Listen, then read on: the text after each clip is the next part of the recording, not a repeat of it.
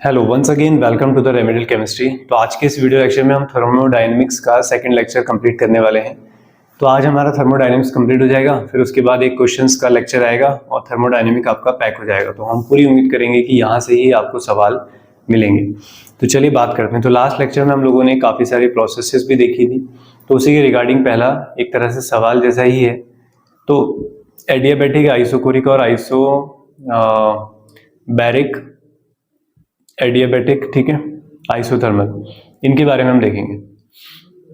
देखो, प्रेशर बढ़ाने से क्या होता है, वॉल्यूम क्या हो जाती है आपकी, कम हो जाती है। तो वॉल्यूम क्या होती है, डिक्रीज होती है। अब आपको यहाँ पे मैं 4 ग्राफ बना के दिखा रहा हूँ, इसके अंदर आपने पहचानना है। पहला एक स्ट्रेट लाइन दिया है, दूसरा इधर साइड स्ट्रेट लाइन है, तीसरा ये डिक्रीजिंग ग्राफ है, चौथा भी डिक्रीजिंग ग्राफ है, लेकिन ऊपर वाला थोड़ा कम डिक्रीज हो रहा है, नीचे वाला ज़्यादा। इस पे नंबरिंग लग देते हैं हम, ए, बी, सी और ये डी। अब आपसे पूछा जा रहा है कि ए कौन है इसमें, बी कौन है और सी कौन है और डी कौन है। ए, बी, सी और ये डी, ठीक है, ये हमें आइडेंटिफाई करने हैं। तो हमारे पास जो ए है ना, उसको ध्यान से आप देखें जरा, सीधा जा रहा है, यानी कि अगर इसको आप टच करें यहाँ पर तो ये प्रेशर वाली लाइन है ना, तो प्रेशर में कोई चेंज नहीं आ रहा है। आप ऐसे जाते जा रहे हो, प्रेशर नहीं बदल रहा है। तो ये कौन सी प्रोसेस हो गई फिर, ये कौन सी प्रोसेस हो गई फिर आपकी, आइसोबैरिक की। सर इसमें प्रेशर में कोई चेंज नहीं आ रहा है। यही सेम चीज डी वाले में देखो, डी वाले में जब आप ऊपर जाते हो तो वॉल्यूम क्या रह रही है, सेम रह रही है। यहाँ पे वॉल्यूम यही चलते जा रही है वॉल्यूम, है ना। तो इसका मतलब जो डी वाला है वो कैसा है आपका, आइसोकोरिक है, आइसोकोरिक। तो आपका ए तो हो गया आइसोबैरिक, यानी कि प्रेशर कांस्टेंट, और डी हो गया आपका आइसोकोरिक। अब ये दो में मैं तुम्हें कहूंगा याद कर लेना, ठीक है, कि एडियाबैटिक कौन सा होता है और आइसोथर्मल कौन सा होता है। तो जो हमारा ऊपर वाला होता है वो होता है आइसोथर्मल, कि अगर टेम्परेचर को कांस्टेंट रखकर चेंज किया जाए तो वहां पर चेंज जो होता है आपका थोड़ा फास्ट मिलेगा, तो आइसोथर्मल होता है। और ये होगा आपका एडियाबैटिक, एडियाबैटिक, ठीक है। तो एडियाबैटिक में चेंज क्या आएंगे आपके, ज्यादा आएंगे। तो आइसोकोरिक, आइसोबैरिक, आइसोथर्मल, कॉन्सेप्ट तो बहुत इंटरेस्टिंग है लेकिन उस पर जा नहीं रहे हैं अभी। आइसोथर्मल और एडियाबैटिक, तो ये ग्राफ याद करके ले जाओ बस, ठीक है, पहचानने के लिए आएगा तो पहचान लेना। उसके बाद हम बात करेंगे आज इंथैल्पी ऑफ रिएक्शन की। तो इंथैल्पी ऑफ रिएक्शन की बात करते हैं, ठीक है, बहुत बेसिक सी चीजें देखेंगे। इंथैल्पी ऑफ रिएक्शन, कोई भी रिएक्शन हो उसमें यूज होने वाली एनर्जी को क्या कहोगे, इंथैल्पी बोलोगे। अब इंथैल्पी ऑफ रिएक्शन अलग अलग फैक्टर्स पे डिपेंड करती है, ठीक है। जैसे वो फिजिकल स्टेट पे डिपेंड करती है, किस पे डिपेंड करती है, फिजिकल स्टेट पे डिपेंड करती है। जैसे आपने क्या किया, आपने लिया H2 गैस और हाफ O2 गैस और आपने बनाया H2O गैस। तो यहाँ पे कुछ एनर्जी रिलीज हुई, मैं डेटा बता रहा हूँ, डेटा आपने याद नहीं करना है। इसका डेटा होता है -57.8 किलो कैलोरीज, ये इतनी एनर्जी है जब ये गैस बनता है। अब मैं कहता हूँ कि गैस नहीं, इसे लिक्विड में ले जाओ, मतलब H2 + O2 से मुझे क्या बनाना है, H2O, लेकिन कौन से स्टेट में, लिक्विड। अब आप जानते हैं पहले स्टेटमेंट को, पहली रिएक्शन को अगर आप देखते हैं तो पहली रिएक्शन में आपको क्या नजर आता है, डेल्टा H कैसा है, नेगेटिव है। नेगेटिव है यानी कि इस दौरान एनर्जी क्या हुई है, रिलीज हुई है। तो जब आपने गैस बनाया है H2O को तो रिलीज हुई है। अब गैस से नीचे आना है, H2O गैस हाई एनर्जी वाली स्टेट हुई, H2O लिक्विड उससे लो एनर्जी वाली होगी। तो जब आप गैस से लिक्विड में आओगे तो तुम्हें क्या करना पड़ेगा, कुछ एनर्जी को गेन करना पड़ेगा या लॉस करना पड़ेगा, तुम्हें एनर्जी को क्या करना पड़ेगा, लॉस करना पड़ेगा। एनर्जी लॉस करोगे मतलब एनर्जी और रिलीज हो जाएगी, तो नेगेटिव में वैल्यू आएगी। तो ये जो डेल्टा H होगा ये ऊपर वाले से ज्यादा होगा या कम होगा, उससे ज्यादा होगा। तो क्वेश्चन बस ऐसे ही हो सकता है कि ग्रेटर होगा या फिर लेसर होगा, तो वैल्यू और बढ़ जाएगी। आई बात समझ में।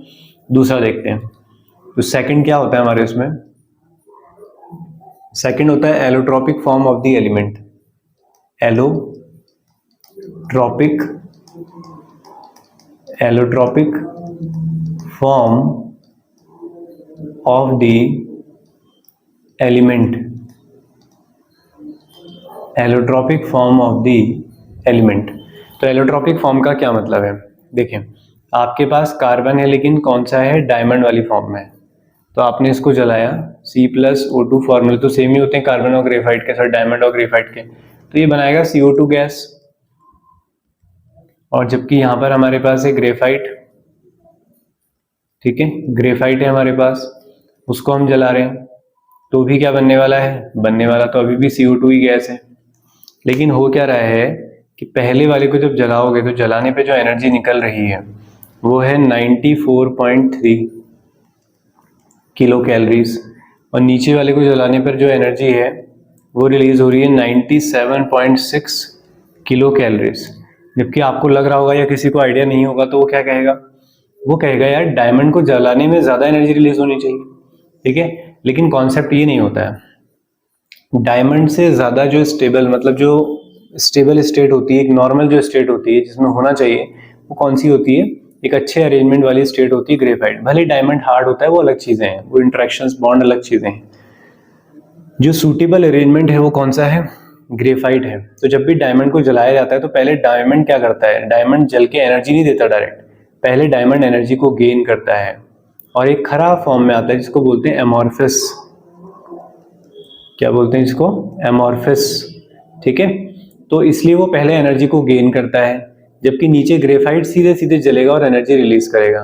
अब इतने कॉन्सेप्ट से हमें बचना है, हमें तो सीधे सीधे याद रहे चीज़ें एग्जाम के लिए, वो करना है। तो तुम ऐसे समझ लेना कि यार डायमंड को जलाएंगे और कार्बन को, अच्छा कौन जलता है? कार्बन। तो कार्बन को अगर जलाओगे, ग्रेफाइट को जलाओगे तो उसमें ज़्यादा एनर्जी रिलीज होगी, डायमंड में कम एनर्जी रिलीज होगी। आप ऐसे ध्यान रख लो, ठीक है। फिर नेक्स्ट आता है टेम्परेचर। टेम्परेचर बढ़ाओगे तो आपके पास रिएक्शन जो है हमेशा ही बढ़ती है, तो उसको हम नहीं लिख रहे हैं। तो चलिए नेक्स्ट पेज पे आते हैं। तो अब जो हमारा टॉपिक है वो है इंथैल्पी। इंथैल्पी तो आप लोग जानते ही हैं, स्टैंडर्ड इंथैल्पी ऑफ फॉर्मेशन, ठीक है। इससे भी क्या क्वेश्चन हो सकता है मैं आपको बताता हूँ। Standard enthalpy of formation, standard enthalpy of formation, standard enthalpy of formation, ठीक है। स्टैंडर्ड इंथैल्पी ऑफ फॉर्मेशन, तो इंथैल्पी हो गया डेल्टा एच, स्टैंडर्ड मतलब नॉट, फॉर्मेशन मतलब एफ। तो फॉर्मेशन एंथैल्पी क्या है? देखो बहुत छोटा सा डिफरेंस होता है। हमारे पास है CaO solid plus CO2 gas, दोनों कंबाइंड होते हैं और बनता है CaCO3 सॉलिड। दूसरी रिएक्शन है Ca, कैल्शियम लेकर आता हूं मैं सॉलिड, ठीक है। CaCO3 बनाना है मुझे, ठीक है। CO3 में तुम्हें दिख रहा है कैल्शियम और एक दिख रहा है कार्बन, तो कार्बन भी किस फॉर्म में मिलता है? सॉलिड। 3 ऑक्सीजन दिख रहे हैं, ऑक्सीजन मिलता है O2 के फॉर्म में, लेकिन 3 एटम चाहिए, तो कितने लेंगे? 3/2 O2, ताकि 2 से 2 कैंसिल हो, 3 ऑक्सीजन बचे, तब भी ये CaCO3 बनता है। अब सवाल ये है कि इन दोनों में से कौन सा तरीका सही है, मतलब कौन है फॉर्मेशन एंथैल्पी डेफिनेशन के अकॉर्डिंग। तो डेफिनेशन के अकॉर्डिंग फॉर्मेशन एंथैल्पी ये है, ये नहीं है। इसे तो आप बोलेंगे बस कि ये कोई रिएक्शन है, इसको तो रिएक्शन एंथैल्पी बोलेंगे, जबकि इसे हम क्या बोल सकते हैं? Formation enthalpy. H के ऊपर 0 लगा देते हैं या फिर माइनस क्या ऐसे कर देते हैं। तो ये है, तो समझ में क्या आता है कि फॉर्मेशन एंथैल्पी क्या होती है? उसके कंस्टिट्यूएंट से मिलके बनी होती है, जो भी कंपाउंड है उसी से मिलके बने। जैसे आपके पास है C6H12O6, ग्लूकोज बनाया। अब ग्लूकोज और भी किसी तरीके से बने, हमें इससे कुछ नहीं करना है। हमें दिख रहे हैं 6 कार्बन, तो हम 6 कार्बन लेके आएंगे, कार्बन जिस स्टेट में मिलता है वो लिखोगे। तुम्हें 12 हाइड्रोजन चाहिए, हाइड्रोजन H2 के फॉर्म में मिलता है, 12 चाहिए तो किससे कितने मॉलिक्यूल लेके आओ? 6। फिर ऐसे ही तुम्हें ऑक्सीजन 6 चाहिए, ऑक्सीजन O2 के फॉर्म में मिलता है, कितने? 3। तो इसको कंबाइन करके जब आप ग्लूकोज बनाओगे तो इन एंथैल्पी को क्या कहा जाएगा? Formation enthalpy, otherwise formation enthalpy नहीं कहा जाएगा। क्लियर हुआ फॉर्मेशन एंथैल्पी क्या होती है, ठीक है। फिर उसके बाद ऐसे ही बहुत टाइप की एंथैल्पीज होती हैं, जैसे enthalpy of combustion, enthalpy of combustion किसी भी चीज़ को जलाओगे तो एनर्जी रिलीज ही होगी। तो जब भी किसी का कंबशन होगा तो डेल्टा जी डेल्टा एच कंबशन, ठीक है, ऐसे सी लिख देते हैं यहाँ पे, तो वो हमेशा कैसा होगा, नेगेटिव होगा। ऐसी होती है enthalpy of vaporisation. Enthalpy of vaporisation जैसे H2O, लिक्विड से आपने क्या बना दिया, H2O गैस बना दिया, तो आप इस इंथैल्पी को क्या बोलेंगे जो यहाँ पे यूज होगी, इंथैल्पी ऑफ वेपराइजेशन बोलेंगे, ठीक है।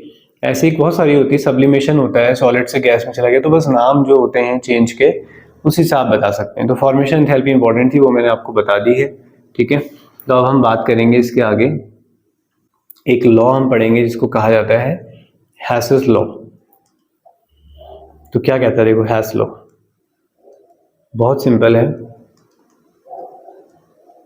तो हैसेस लॉ का कहना यह है कि किसी भी चेंज को एक स्टेप में करो या 1000 स्टेप में करो, energy total at the end उतनी ही लगनी है। जैसे मान लो तुमने कोई कोर्स परचेज किया, मैंने उसमें या किसी ने भी उसमें कोई स्कीम नहीं रखी, तुम उसे पर मंथ सबमिट करो, तुम उसे 3 महीने में इंस्टॉलमेंट के हिसाब से सबमिट करो, या तुम पूरी फीस एक बार में सबमिट करो, तुम्हें सबमिट उतनी ही करनी है, ठीक है, पैसा उतना ही लगना है, चाहे एक बार में लगाओ या धीरे धीरे लगाओ। तो जैसे हमारे पास इक्वेशन है C solid plus half O2 gas gives CO2 gas, ठीक है, एक इक्वेशन ये है। इसके लिए आपने कहा जो एनर्जी लग रही है वो है डेल्टा एच। फिर हमारे पास इक्वेशन को CO2 बनाने का एक और तरीका है, आपने कहा सर इसको कंप्लीटली बर्न नहीं करेंगे, इसको हटा देता हूं मैं जरा,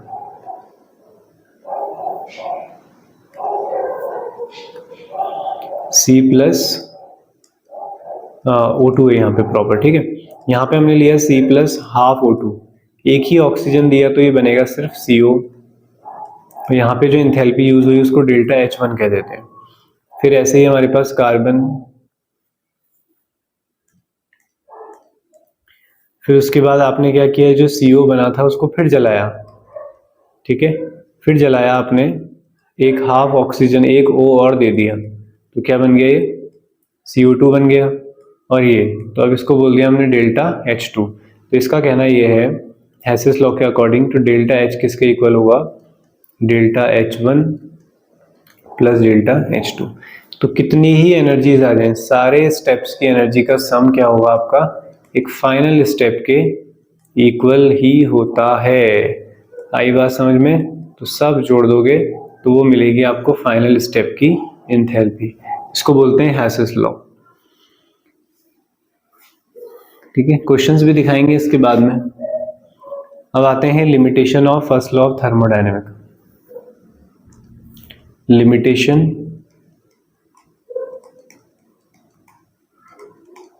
ऐसी याद करने वाली है, सुन लोगे एक बार पता चल जाएगा, पता ही है तुम्हें वो, तुम्हें ये नहीं पता कि फर्स्ट लॉ की लिमिटेशन है वो।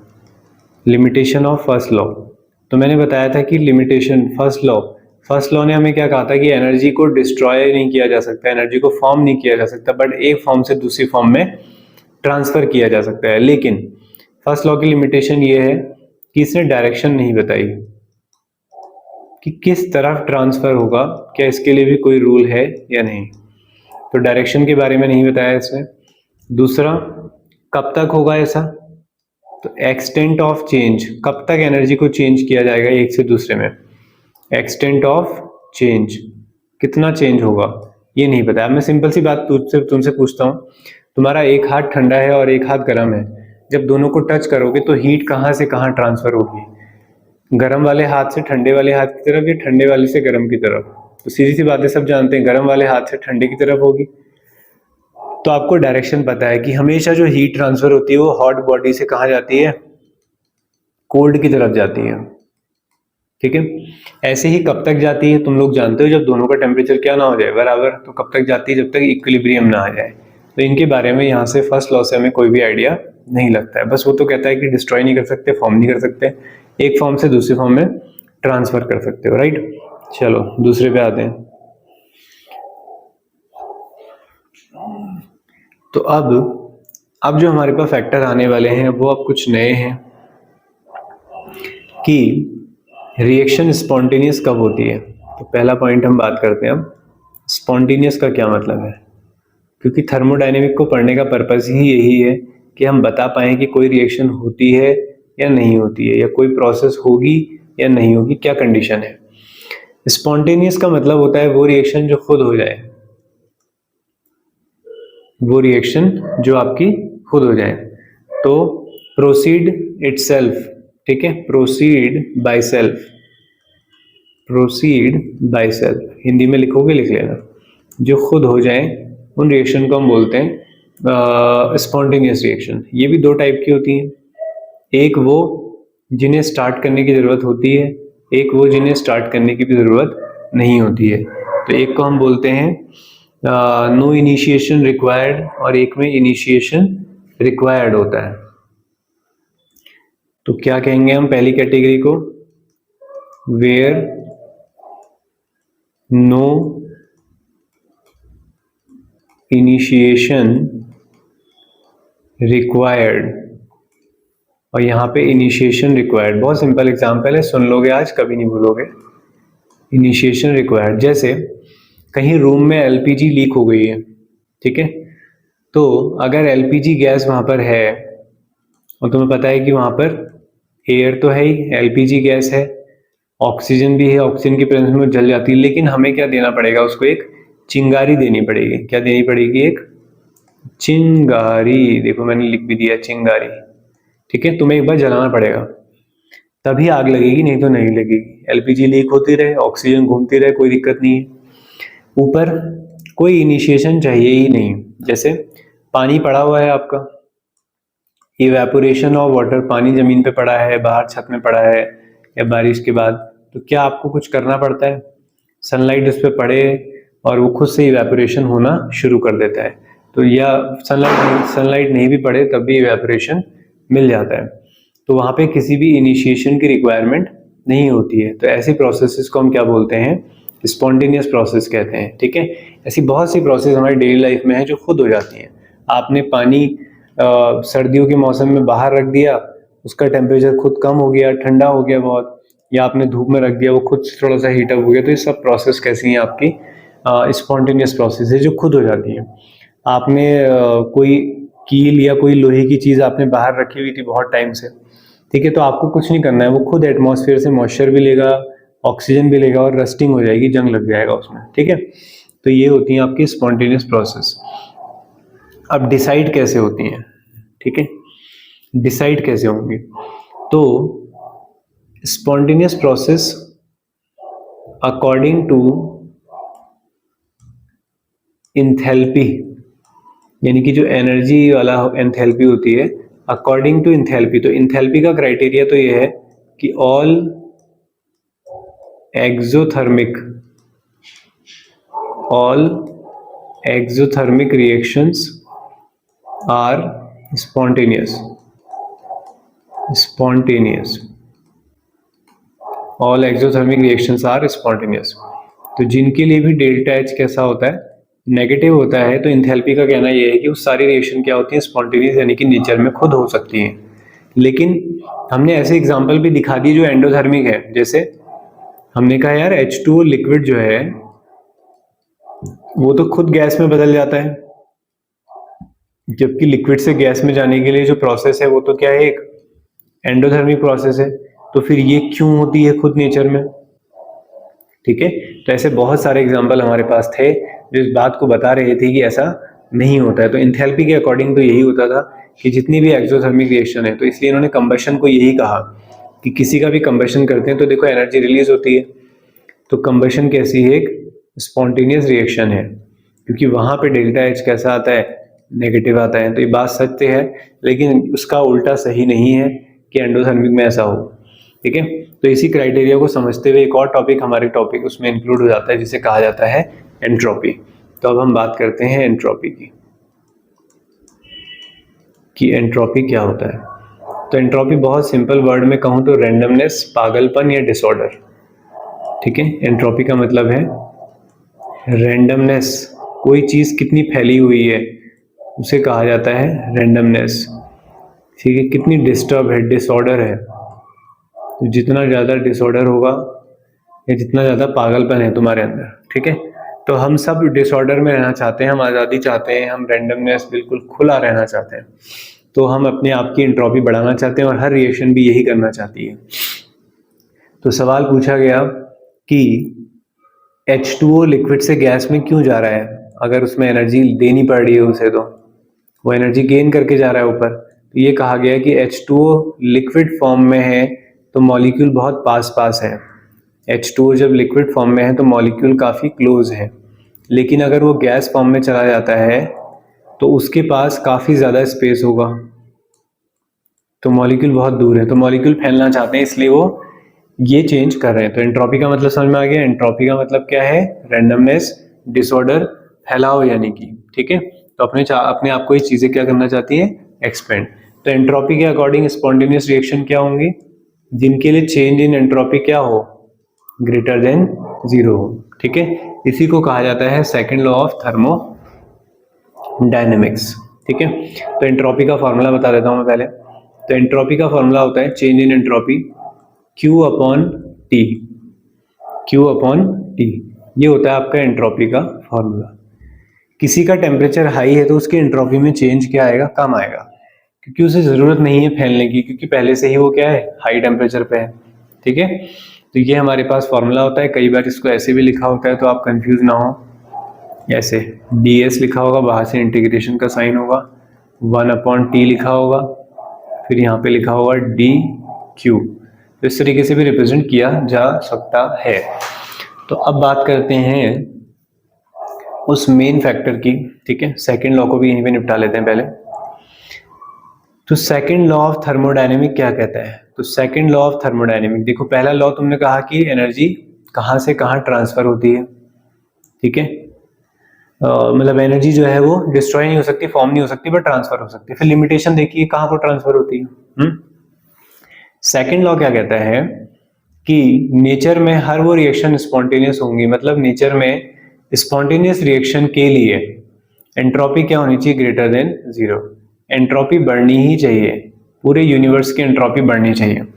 तो होता क्या है इसमें? दो केस बनते हैं। अगर डेल्टा एस या तो सिस्टम का होगा, वो भी इंक्रीज होना चाहिए।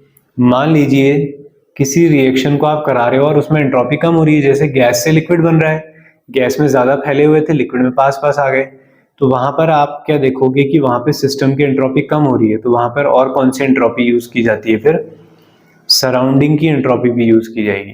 तो ओवरऑल फिर से आंसर क्या आना है? Greater than zero. समझे बात तुम लोग? नहीं समझे? जैसे अगर H2O लिक्विड से गैस में जा रहा है, तब तो आप कहोगे सर यहाँ पे तो सिर्फ सिस्टम की एंट्रोपी बात करेंगे, क्योंकि सिस्टम की एंट्रोपी बढ़ रही है, ठीक है। सिस्टम की एंट्रोपी क्या आ रही है? ग्रेटर देन जीरो, तो ये आंसर हो जाएगा। लेकिन मैं अगर कहता हूँ यहाँ पर आपको कि H2O जो है वो गैस से कहाँ आ रहा है? लिक्विड आ रहा है, तो फिर तो ये लॉ गलत हो जाएगा। फिर तो आप कहोगे सर देखिए एंट्रोपी तो जो है वो क्या हो रही है? कम हो रही है। तो मैं ये कह रहा हूं कि वहां पर सिर्फ इसे कंसीडर नहीं किया जाएगा, प्लस ऐड किया जाएगा इसमें क्या? Delta S surrounding. तब आप कहोगे कि टोटल की एंट्रोपी तो ओवरऑल बढ़ेगी ही बढ़ेगी। क्लियर हुआ? पहला तरीका, जो भी चेंज आप कर रहे हो उसमें एंट्रोपी बढ़े। अगर आप कोई चेंज कर रहे हो उसमें एंट्रोपी कम हो रही है और वो रिएक्शन हो रही है, तो इसका मतलब सराउंडिंग की एंट्रोपी बढ़ रही होगी, उसके आसपास की चीजें एक्सपेंड होंगी, ठीक है। तो ओवरऑल आंसर फिर से क्या आएगा? Delta S greater than zero. तो स्टेटमेंट क्या हो गया? The entropy of the universe always increases in the course of every spontaneous change. Her spontaneous change के दौरान एंट्रोपी बढ़ रही है, और यही सत्य है। बिग बैंग थ्योरी को भी यही थोड़ा सा अप्रिशिएट करती है कि हाँ चीजें एक्सपेंड हुई और हमारा यूनिवर्स कॉन्टिन्यूसली क्या हो रहा है? फैल रहा है, एक्सपेंड हो रहा है। चलो नेक्स्ट। अब नेक्स्ट पे हम बात करते हैं जो हमारे इंपॉर्टेंट रिलेशन आने वाला है, जिसे कहा जाता है गिब्स फ्री एनर्जी, ठीक है। ये इंपॉर्टेंट है, इससे तो न्यूमेरिकल भी कराऊंगा मैं तुम्हें। तो अगर एंट्रोपी भी डिसाइड नहीं कर पा रही है, इंथैल्पी भी डिसाइड नहीं कर पा रही, तो कौन है वो जो डिसाइड करेगा? तो वह है गिब्स फ्री एनर्जी। यही डिसाइड करेगा असली में, जो इस चैप्टर का मकसद है कि कब होती है फिर रिएक्शन स्पॉन्टेनियस, कब हम कहेंगे कि हाँ रिएक्शन पॉसिबल है। तो वो है गिब्स फ्री एनर्जी। तो गिब्स फ्री एनर्जी को दिखाते हैं हम डेल्टा जी से, स्टैंडर्ड लगा दोगे तो नॉट लग जाएगा, ठीक है। तो इनके अकॉर्डिंग क्या है, नॉट हटा देते हैं फिलहाल। इनके अकॉर्डिंग ये है कि अगर डेल्टा जी कैसा आ जाए, लेस देन 0, इसका मतलब डेल्टा जी अगर कैसा आता है, नेगेटिव आता है, तो आप बोलेंगे रिएक्शन स्पॉन्टेनियस है। अगर डेल्टा जी आपका 0 आ जाता है तो आप बोलेंगे रिएक्शन क्या है, इक्विलिब्रियम पे है। अगर डेल्टा जी पॉजिटिव आता है तो आप बोलेंगे रिएक्शन कैसी है, नॉन स्पॉन्टेनियस है, ठीक है। डेल्टा जी नेगेटिव है तो रिएक्शन कैसी है, स्पॉन्टेनियस है, यानी कि पॉसिबल है। तो ये 3 कंडीशंस जिसके पास होती हैं, तो यहाँ पे एक रिलेशन होता है जिससे हम ये बताते हैं सारी चीज़ें।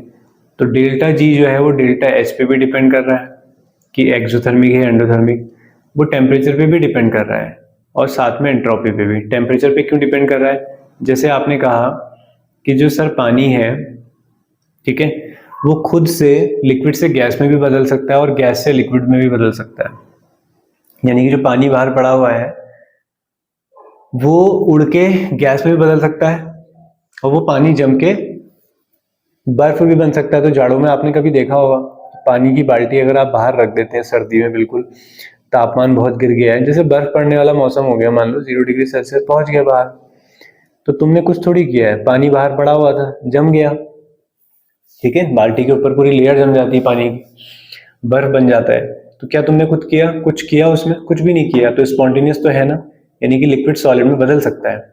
और वैसे ही आजकल ही अगर आप पानी बाहर रख दो तो आपको पता है कि वो तो उड़ेगा, यानी कि लिक्विड से किस में जाएगा, गैस में, वो भी नेचुरल है। तो किस पे बेस्ड है सब कुछ, टेम्परेचर पे भी बेस्ड है ना, तो इसलिए टेम्परेचर को भी इंक्लूड करना जरूरी था।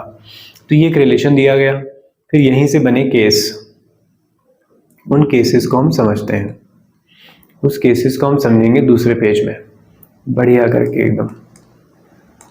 चलो, तो हमारे पास फॉर्मूला है, ठीक है, इसके केस से भी सवाल होते हैं, पहचानना होता है।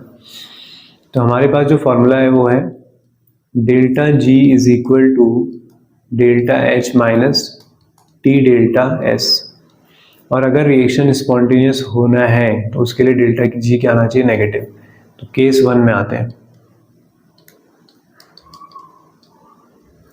ठीक है। फिर सवाल कैसे आते हैं मैं बताऊंगा आपको। तो केस 1 क्या कहता है, केस 1 हम ऐसा लेते हैं कि जहां पे हम कहेंगे कि डेल्टा एच कैसा है, पॉजिटिव है, और डेल्टा एस भी कैसा है, पॉजिटिव है, और टी तो हमारा क्या रहेगा, ऑलवेज पॉजिटिव, क्योंकि टी हम लेंगे केल्विन में, तो टी से साइन पे कोई फर्क नहीं पड़ेगा। अब इसको अप्लाई करके देखते हैं। तो फॉर्मूले में रखो जरा, delta G is equal to, delta H कैसा है, पॉजिटिव है, तो पहली वैल्यू आने वाली है पॉजिटिव, फिर बीच में लगा है माइनस, टी तो पॉजिटिव रह गई, डेल्टा एस भी कैसा है, पॉजिटिव है, तो पॉजिटिव माइनस, पहला पार्ट हो गया पॉजिटिव, दूसरा पार्ट हो गया नेगेटिव। अब फाइनल आंसर पॉजिटिव आएगा या नेगेटिव आएगा, वो तो डिपेंड करेगा कि कौन बड़ा है। अगर पहला वाला पार्ट बड़ा है, मतलब डेल्टा एच ग्रेटर है टी डेल्टा एस से, तो डेल्टा जी का साइन कैसा आ जाएगा, पॉजिटिव, और रिएक्शन खराब हो जाएगी, यानी कि नॉन स्पॉन्टेनियस हो जाएगी। समझ गए। दूसरा केस, नेगेटिव वाला पार्ट ज्यादा करना है, तो डेल्टा एच को कम होना होगा, या फिर आप कहें डेल्टा टी एस को ज्यादा होना होगा। तो उस टाइम पे डेल्टा जी कैसा आ जाएगा, नेगेटिव आ जाएगा, और रिएक्शन कैसी हो जाएगी, स्पॉन्टेनियस। तो ये कंडीशन पहचाननी होती है हमें, ठीक है। तो ये था आपका पहला केस। अब देखते हैं केस 2।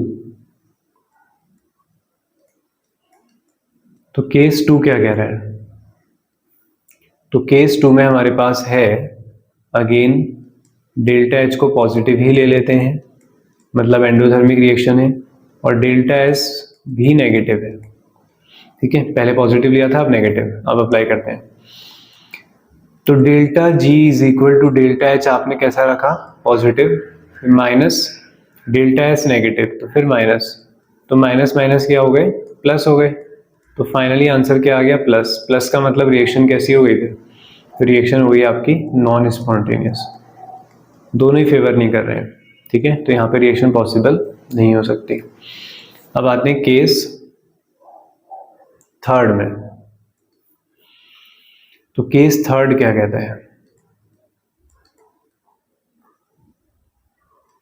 केस थर्ड में हम क्या करते हैं, डेल्टा एच का साइन बदलते हैं हम नेगेटिव और डेल्टा एस का साइन रखते हैं पॉजिटिव। ठीक है, तो रख के देखेंगे फॉर्मूले में तो क्या नज़र आता है आपको यहाँ से कि delta G is equal to पहला वाला पार्ट नेगेटिव, बीच में भी क्या लगा है नेगेटिव, एंट्रोपी कैसी है पॉजिटिव, पॉजिटिव नेगेटिव ही होता है तो दोनों मिलके क्या आ गए नेगेटिव आ गए।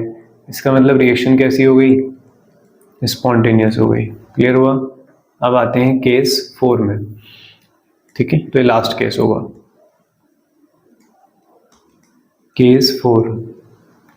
तो केस 4 में हमारे पास क्या है कि डेल्टा एच नेगेटिव है और डेल्टा एस भी क्या है आपका नेगेटिव है, तो दोनों इस बार नेगेटिव है।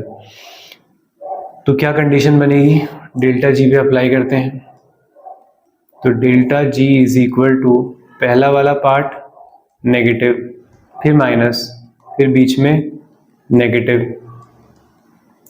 तो ये पहला पार्ट तो नेगेटिव आ रहा है लेकिन माइनस माइनस प्लस हो गया, तो पहले दूसरा वाला पार्ट क्या आ गया पॉजिटिव।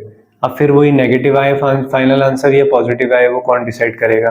तो पहला केस अगर डेल्टा एच ग्रेटर है तो नेगेटिव साइन मिलेगा, दूसरे केस में अगर पीछे वाला पार्ट पॉजिटिव आ जाए बड़ा आएगा तो साइन कैसा आएगा पॉजिटिव आएगा। तो इसका मतलब ये है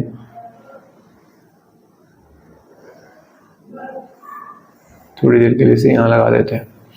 ठीक है, तो क्या आंसर आने वाला है यहाँ पर पॉजिटिव नेगेटिव आ गया तो यहाँ पे आप बोलोगे स्पॉन्टेनियस और यहाँ पे आप बोलोगे नॉन स्पॉन्टेनियस। क्लियर हुआ। तो बस इस तरीके से हमें इसको करना है। क्लियर हो गया होगा। तो ये केसेस हमारे पास होते हैं तो आपने कंडीशंस वहाँ पे पहचाननी होती हैं। आपसे बोल देता है कि डेल्टा जी कब स्पॉन्टेनियस होगा, फिर ऑप्शंस में ही दे देगा कि डेल्टा एच पॉजिटिव हो, डेल्टा एच नेगेटिव हो और ये इससे बड़ा हो, ये इससे कम हो, कौन सा केस बनेगा। तो आपने देख लेना है अप्लाई करके। ठीक है, चलो नेक्स्ट पे आते हैं। तो डेल्टा जी के हमारे कुछ फॉर्मूले होते हैं। तो जैसे आपने देखा अभी delta G is equal to एक फॉर्मूला है हमारे पास बहुत important, delta H minus T delta S.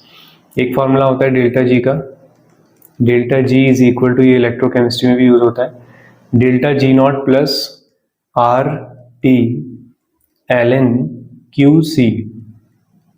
Q C क्या होता है, रिएक्शन कोएफिशिएंट होता है, मतलब प्रोडक्ट और कॉन्सेंट्रेशन का रेशियो। फिर अगर हम बात करें इसी में और आगे एट इक्विलिब्रियम, तो एट इक्विलिब्रियम पे क्या होता है डेल्टा जी जीरो होता है, तो डेल्टा जी की जगह जीरो रख दो, तो zero is equal to delta G naught plus R T L N Q C. ठीक है, फिजिकल केमिस्ट्री को थोड़ा पढ़ाने में टाइम इसलिए लग जाता है, लिखना बहुत पड़ता है इसमें।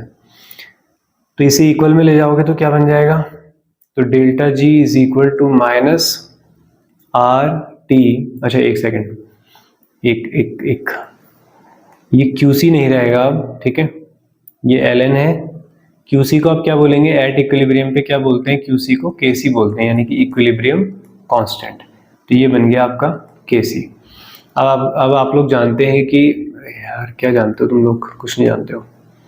तो यहाँ पे क्या है एल एन है, एल एन केसी, एल एन को हम चेंज करना चाहते हैं लॉग में, तो एल एन को लॉग में चेंज करने के लिए किससे मल्टीप्लाई करना पड़ता है 2.303, मैंने पहले ही बताया है, आर टी लॉग के सी यानी कि इक्विलिब्रियम कांस्टेंट। तो ये हमारे पास एक फार्मूला हो गया और एक फार्मूले, दो फार्मूले ये रहे। क्लियर है। तो ये कहानी है। अब यहाँ पे बात करते हैं इंथैल्पी ऑफ न्यूट्रलाइजेशन की।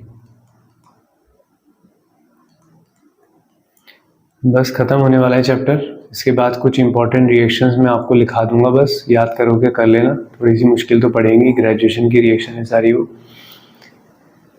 Neutralisation, enthalpy of neutralisation, neutralisation. ठीक है, और पढ़ाई सही चल रही होगी,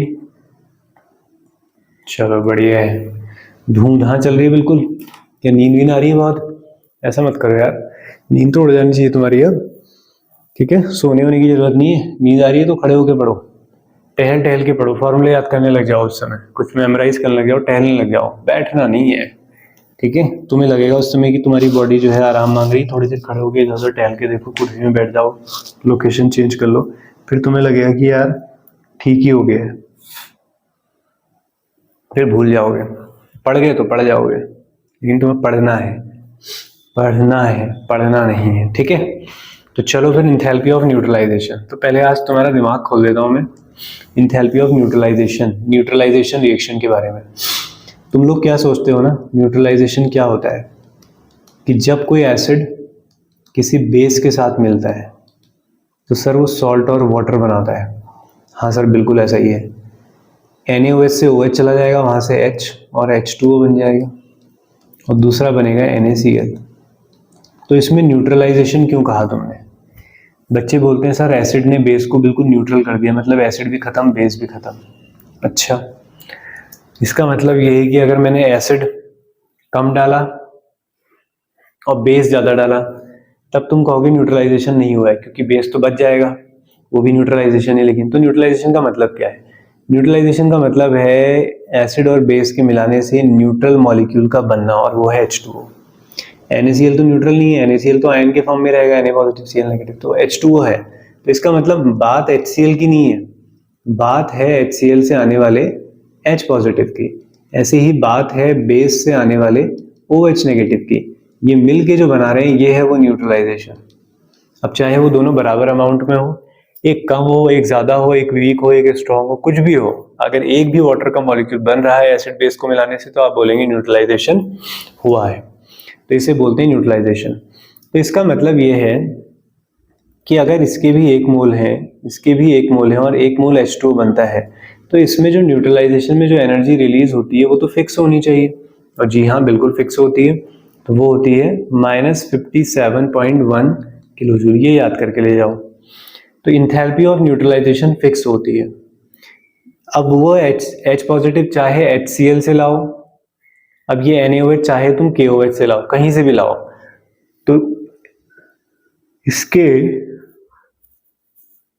एक एक मोल के न्यूट्रलाइजेशन से एक ही H2O बनेगा, तो एनर्जी हमेशा सेम होगी। कब सेम होगी? जब दोनों ही आपके क्या हैं, स्ट्रॉन्ग हैं। आपका एक है स्ट्रॉन्ग एसिड और एक है स्ट्रॉन्ग बेस, दोनों आपको बराबर अमाउंट ही देंगे। तो स्ट्रॉन्ग एसिड और स्ट्रॉन्ग बेस की न्यूट्रलाइजेशन से हमेशा ही 57.1 किलो जूल एनर्जी प्रोड्यूस होगी। इन दोनों में से अगर एक भी वीक है, if any one is weak, तो अब जो एनर्जी है वो कम होगी। ठीक है, तो जो डेल्टा H है वो लेस होगा किससे? -57.1 से। दोनों ही वीक ले लो तो और कम हो जाएगा। ठीक है, तो ग्रेटर है या हायर है, ये पूछा जाता है सवाल। वीक एसिड और स्ट्रॉन्ग एसिड, वीक में बताऊं मैं तुम्हें, जैसे तुमने वीक एसिड लिया CH3COOH, तो तुमने उसमें मिला दिया NaOH, तो इस रिएक्शन के दौरान जो डेल्टा H होगा वो ये होगा, लेस होगा। तुमने दोनों वीक ले लिए, CH3COH ले लो, एक NH4OH ले लो, और कम हो जाएगा। तो ये कहानी है एंथैल्पी ऑफ न्यूट्रलाइजेशन की। ठीक है, बात समझ में आ गई होगी सबके। तो अब हम उन इक्वेशंस की तरफ बढ़ते हैं और फिर लास्ट में हमें मैक्सवेल्स के भी कुछ इक्वेशंस देखने हैं। ठीक है, थोड़ा सा बड़ा तो होगा ये वीडियो भी, क्योंकि काफ़ी चीज़ें हैं इसमें, क्या ही कर सकते हैं। देखिए 39 मिनट हो चुके हैं, 40 हो गए होंगे अप्रॉक्स, थोड़ा एडिट वगैरह करके कम ज़्यादा हो सकते हैं। तो अब हम बात करते हैं अपने नेक्स्ट पेज पे आ जाते हैं, और ये सारे नोट्स हैं ये आपको टेलीग्राम पे मिल जाएंगे। टेलीग्राम लिंक आप लोगों को डिस्क्रिप्शन बॉक्स में मिल जाएगा। ठीक है, तो वहाँ से डाउनलोड कर लिया करो। तो नेक्स्ट देखते हैं, सारी इक्वेशन लिखते हैं अब। ठीक है, जो एक्स्ट्रा इक्वेशन जो हमें याद करनी होती है, जहाँ से फॉर्मूले मिल जाते हैं, और कुछ रिलेशंस हैं, फिर मैं उस पर बात करूँगा। तो पहली इक्वेशंस है, पहली इक्वेशन लिखेंगे क्लॉजियस-क्लैपेरन इक्वेशन। ठीक है, स्पेलिंग पे ना जाए ज़्यादा। क्लॉजियस-क्लैपेरन PEYORN, गलत हो जाएगी तो स्पेलिंग कोई दिक्कत नहीं, ठीक है। क्लॉजियस-क्लैपेरन इक्वेशन, तो एक इक्वेशन आपने ये ध्यान रखनी है। तो इसमें क्या होता है, d/dt यानी कि डिफरेंशिएशन होगा टाइम, वो किसके, टेम्परेचर के रिस्पेक्ट में, किसका होगा, ln p यानी कि लॉग है, ठीक है, ln वाले फॉर्म में प्रेशर का, और जो आएगा वो आएगा डेल्टा एच वी, ठीक है, एच वी वेपराइजेशन की एंथैल्पी, और अपॉन में आर टी स्क्वायर, तो ये होता है, ठीक है। एक फॉर्मेट तो ये होता है इसका। दूसरा फॉर्मेट क्या होता है इसका, जो ज़्यादा काम का है शायद, 2.303 log P2 upon P1, ln हट गया तो लॉग आ गया, लॉग आया तो 2.303 आ गया, तो यहाँ पे minus delta H V upon R. अब टी की जगह अगर अलग अलग टेम्परेचर दिखा दें हम, तो ये हो जाता है इंटीग्रेशन वगैरह करने के बाद 1/T1 माइनस 1/T2। अब तुम इसमें से जो हिंट बनाते हो अपने लिए बना लो, कि इसमें हमें डेल्टा एच वी तो नजर आएगा, क्लॉजियस-क्लैपेरन इक्वेशन में इंथैल्पी ऑफ वेपराइजेशन से आप थोड़ा ध्यान रख सकते हो, और किसके टर्म्स में हो रही सारी चीज़ें, प्रेशर के टर्म्स में। नहीं तो याद करना थोड़ा मुश्किल होता है, इसलिए लास्ट में भी पढ़ सकते हो। अगर सारी चीज़ें पढ़ ली तो ही याद करना है, जो भी रिएक्शन है मैं सारे लिखा रहा हूँ। किरचॉफ्स इक्वेशन,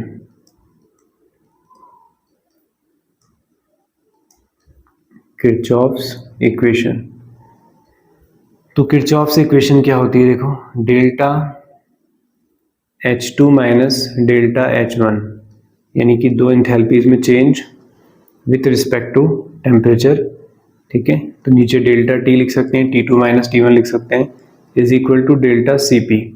इससे भी ध्यान रख लोगे इसको कि किरचॉफ्स इक्वेशन में किसके लिए चेंज करना है, तो भी काम चल जाएगा। इसी का दूसरा फॉर्मेट होता है, तुम जानते हो इंथैल्पी की जगह अगर हम इंटरनल एनर्जी ले लेते हैं, तो इंटरनल एनर्जी लोगे, इसे U1 लिख लेते हैं, नीचे डेल्टा T, तो यहाँ पे डेल्टा CP नहीं आएगा, अब क्या आएगा, delta CV at constant volume आ जाएगा। ऐसे ही हमारे पास और भी इक्वेशंस हैं।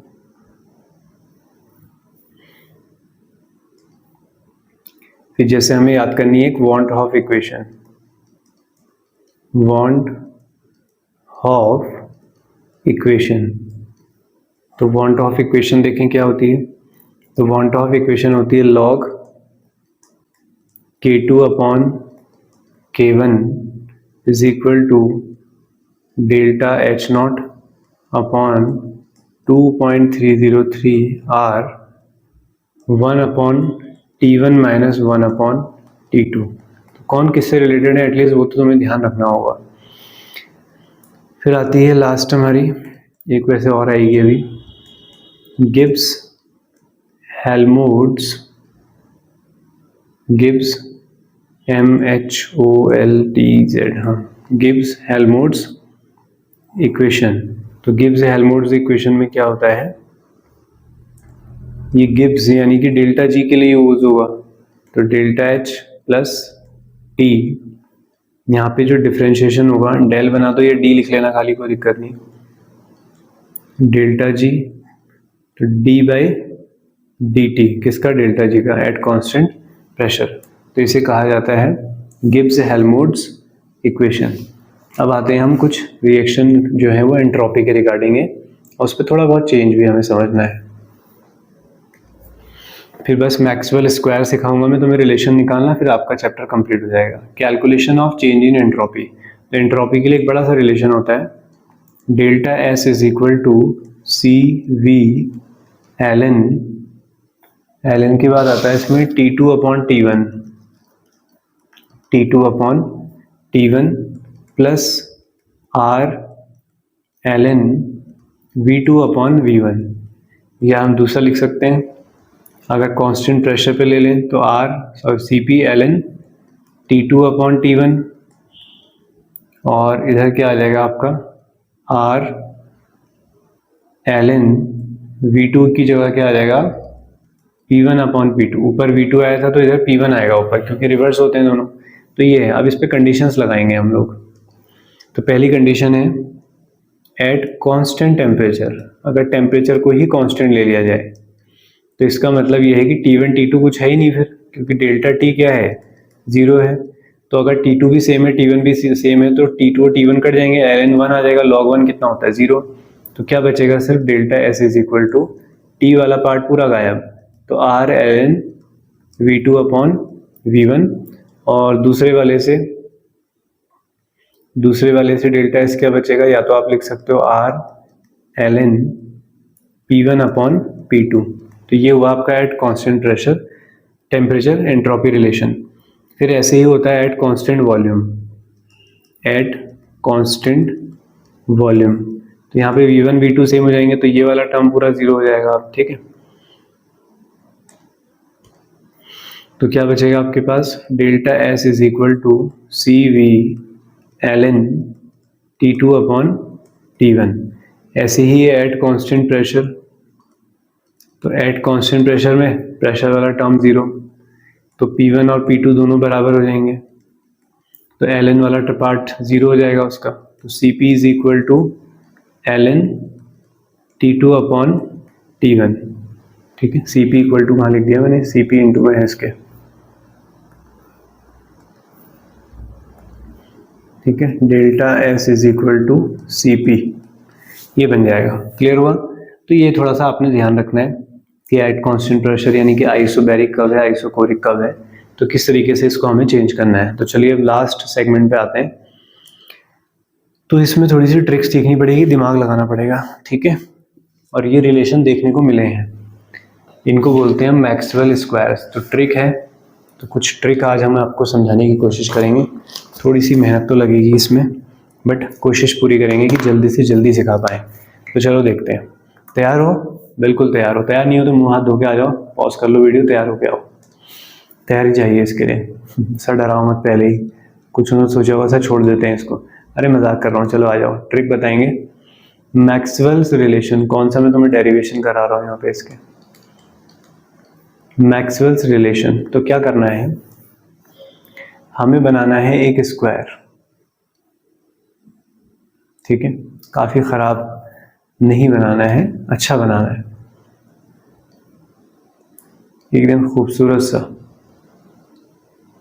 चले, ये बन गया, ओके। अब है यहां पे लिखना है आपने PS, प्ले स्टेशन। पहले के बच्चे देखते थे टीवी, यानी कि हम लोग, जो मैं पढ़ा रहा हूँ या जो आप लोग पढ़ रहे हो, तो हम लोग टीवी में ज्यादा इंटरटेनमेंट ढूंढते थे पहले, ठीक है। बट बच्चे जो हैं वो प्ले स्टेशन में ज्यादा यूज होने लगे हैं, ठीक है। तो आप ऐसे याद रख सकते हैं, प्ले स्टेशन टीवी, ऐसे लिखना है। फिर लिखना है आपने, जिसे हाँ जी कहते हो ना, तो हाँ जी नहीं कहना है, हाँ जू कहना है, हाँ जू, जी और ये यू। तो इस तरीके की ट्रिक बनानी है। तो हाँ जी नहीं, हाँ जू, प्ले स्टेशन और टीवी। तो ये हो गया आपके पास। अब इससे हम सारे रिलेशन निकालेंगे, इसमें मैथमेटिक डेरिवेशन नहीं करेंगे कोई, ठीक है। अब इसमें क्या करना है, दो एरो लगाने हैं तुम्हें, P से किसके साइड, V के साइड लगाने हैं, और S से किसके साइड लगाना है, T के साइड। तो ये हुआ आपका मैक्सवेल स्क्वायर। अब इससे फॉर्मूले निकालने हैं, ठीक है। चलो देखते हैं कैसे। तो सबसे पहले हमें क्या करना है, इनके रिगार्डिंग निकालेंगे हम, H के रिगार्डिंग निकालेंगे, फिर G के रिगार्डिंग, फिर A के रिगार्डिंग, फिर U के रिगार्डिंग। तो तुमने H को लिया, तो DH ऐसे लिखा हुआ मिलेगा तुम्हें पेपर में फॉर्मूला, तो DH मिल जाएगा आपको यहाँ पे। तो DH में आपने देखें क्या करना है, अब DH के सामने आप देखें जरा, तो DH के लेफ्ट और राइट में देखें तो क्या नजर आता है आपको, S और P नजर आता है। तो S और P यहाँ पे वेरिएबल होंगे, मतलब S को DS लिखोगे और P को क्या लिखोगे, DP लिखोगे। इतनी बात समझ में आई। जिसका निकालना है उस पर D लगाया, फिर उसके लेफ्ट राइट में जो S और P है वो चेंज होंगे, DS और DP। S के सामने कौन है, देखो S के सामने कौन बैठा है, T, तो ये हो गया T डेल्टा S, मतलब TDS। P के सामने कौन बैठा है, V, तो ये हो गया VDP। अब इनके बीच में साइन कौन सा लगेगा वो कैसे डिसाइड होता है, फिलहाल तुम प्लस लगाओ, माइनस कब लगता है वो मैं नीचे बताऊंगा। अब लिखो G के लिए, चलो G के लिए ट्राई करते हैं। G के लेफ्ट और राइट में देखो, इसका मतलब सर एक आएगा DP और एक आएगा DT।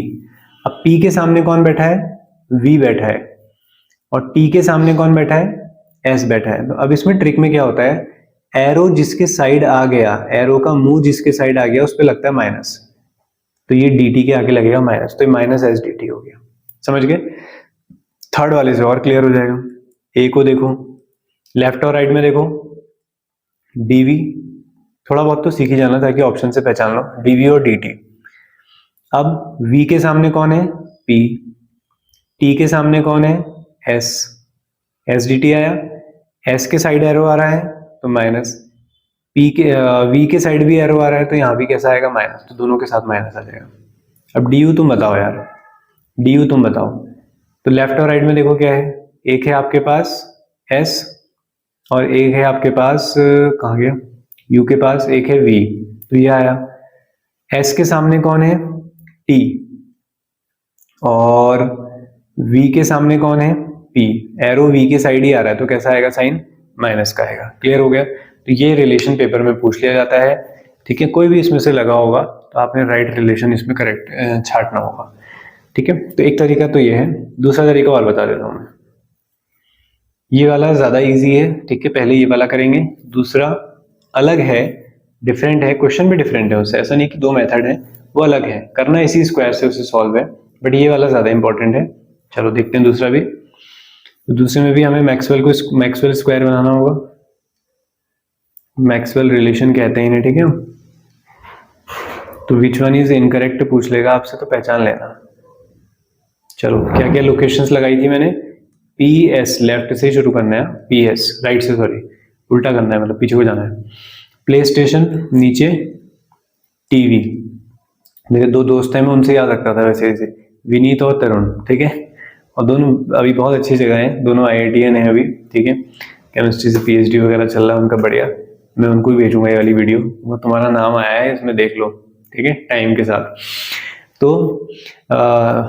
तो मैं विनीत तरुण SP करके याद रखता था इसको, बट तुम्हारे लिए ठीक है, प्ले स्टेशन और टीवी। तो ये मैंने बस अभी बनाया ट्रिक, मुझे तो ये अलग ही तरीके से याद थे, ऐसे ही याद थे जैसे मैंने बताया पहले, अभी बताया जैसे। और ऊपर क्या आएगा? हाँ जी की जगह हाँ जू, तो जी और ये यू, तो ये हो गया, ठीक है। अब चेंज करते हैं, तो एरो भी लगा लेते हैं, P से V के साइड, S से T के साइड, तो दोनों एरो के मुंह नीचे की तरफ है। अब देखो, अब थोड़े अलग रिलेशन है। अब हमें देखने हैं, अभी तक तो हमने H, G, A और U देखे थे, अब क्या देखने हैं? देखो P, T, V और S देखने हैं। तो सबसे पहले S को देखते हैं। तो S के रिगार्डिंग रिलेशन निकालना है पेपर में। तो S के रिगार्डिंग जब रिलेशन निकालना है तो तुम्हें क्या करना है? S के सामने देखो और उसके लेफ्ट राइट। S के सामने कौन है? T, T के लेफ्ट राइट में कौन है? G और A। तो तुम्हें डेल्टा किसके आगे लगाना है? G के आगे, और इक्वल टू डेल्टा किसके लगाने हैं आगे? A के आगे। इतना काम तो हो गया। S के सामने है कौन? T, तो किसके हिसाब से चेंज करना है? T के रिस्पेक्ट में, ठीक है। ये D लिख लेना यार, दिक्कत होगी तो, ठीक है, D बना लेना इसको, DG अपॉन D। ये है, इतना हो गया। अब बाहर से क्या लगेगा इनके? तो G देखा ना आपने, G के राइट में कौन है? P, तो ये एट कांस्टेंट प्रेशर। A के राइट, A के पास कौन है? T तो नहीं लोगे ना, T तो चेंज कर रहा है, तो उसका कौन आएगा? V। तो ये बना रिलेशन। एक और ट्राई करें, चलो। किसके लिए ट्राई करोगे? P के लिए ट्राई करो, P के लिए ट्राई करो।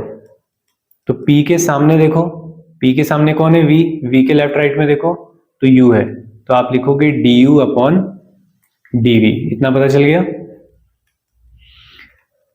हो। तो P के सामने है आपका V, V के लेफ्ट में और कौन नजर आ रहा है तुम्हें? A, तो dA अपॉन dV। इतना हो गया। अब A के इधर साइड देखो कौन है? T, और U के इधर साइड कौन है? S, तो बाहर आ जाएगा S। समझ गए? U के लिए निकालो प्यारे बच्चों, U के लिए, U के लिए, U के लिए नहीं, किसके लिए? S के लिए। S के लिए क्या निकलेगा? अरे S के लिए तो निकाल दिया सर, क्या बात कर रहे हो आप? कौन बचा? T है, T, सॉरी T है। T के सामने देखो, T के सामने कौन है? S है।